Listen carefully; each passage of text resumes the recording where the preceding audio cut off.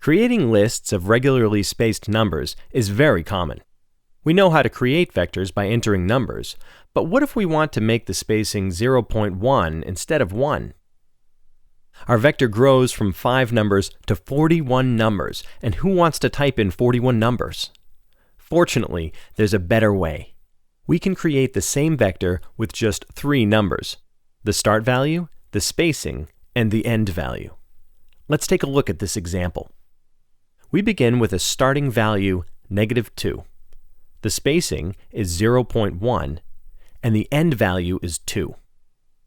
We separate the numbers with colons. And there we have it, a row vector from -2 to 2 in steps of 0.1. But what if we chose a different spacing, like 0.15? Would the vector still end at 2? This would require the wrong spacing for the final value. So what happens? In this case, the vector ends with the value 1.9.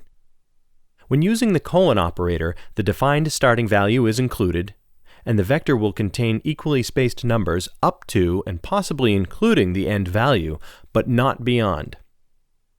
Since 1.9 plus 0.15 is greater than 2, the last value in this vector is 1.9. Remember that vector where the spacing was 1?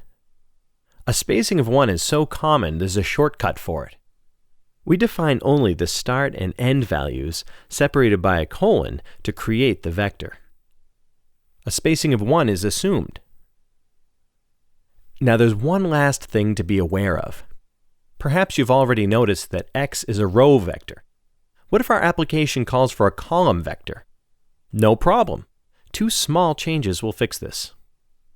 We add parentheses to group the code creating the vector, and use an apostrophe to transpose the row vector into a column vector. The apostrophe is the transpose operator and converts row vectors to column vectors and vice versa.